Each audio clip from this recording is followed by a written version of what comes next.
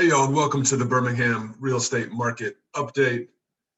This is the 58th edition of this show, where each week we've gone through since the start of the COVID pandemic and looked at what's happening in the Birmingham real estate market week by week through the shutdown and recovery. And now as we've got the vaccine rolling out, looking at where we're going from here.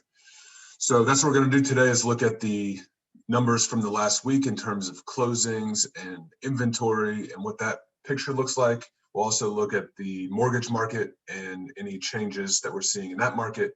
And then there's a couple other updates of just things that I'm keeping my eyes on as we move forward through this summer. I am doing a webinar on buying and selling rental portfolios on the 25th of this month. You can sign up for that at robert.h.drum/webinar.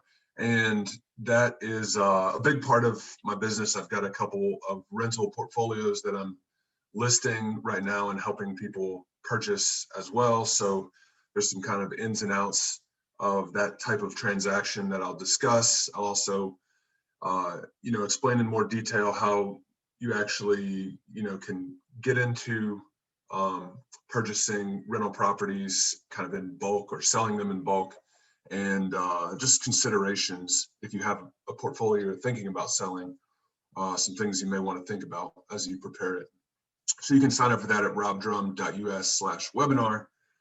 I am Rob Drum. I'm a real estate broker at eXp Realty here in Birmingham, Alabama. And you can reach me in the description below on this video. It's got all my contact information if I can help you in any way. So this week we had 448 closings. That compares to the same week the previous year at 388. So pretty good jump in closings. You can see the numbers from last week. Again, we're also higher than the same week the previous year. So closings so far in June looking like they're running ahead of last year's schedule. The big news of the week, I guess, is another week of increased inventory, only slightly, about 24 more homes available on the market today versus the same time last week. So, but that is up from 1750 2 weeks ago. So maybe this is a trend that we're seeing, and maybe there's starting to be some summer inventory hitting the market and giving buyers more properties to look at, and maybe a little more time to look at them.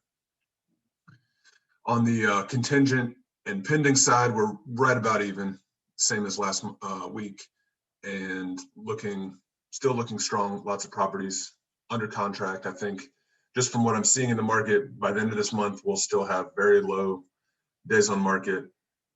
Prices will still be considerably higher versus the same time last year.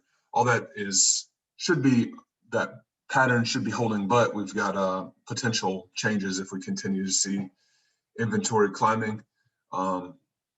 Could be a good thing for the market. And on the 30-year mortgage rate index this week, last week we were at 2.99, so a slight drop this week on that index. And this is great data. It comes from Fred, which is the St. Louis Fed.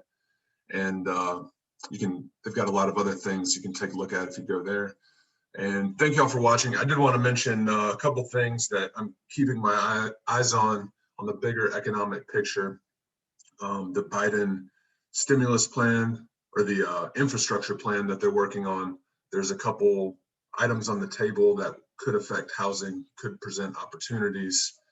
And if they come to pass, I'll be sure to mention them on here so you guys can stay in the loop on that as well. But if you're interested in buying, selling, financing, managing rental investment portfolios, you can sign up for that webinar at robdrum.us/webinar.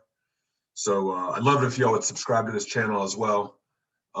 That really, helps our ratings, helps more people find this show and this channel, and makes me feel good. So I appreciate it, and I will see y'all next week.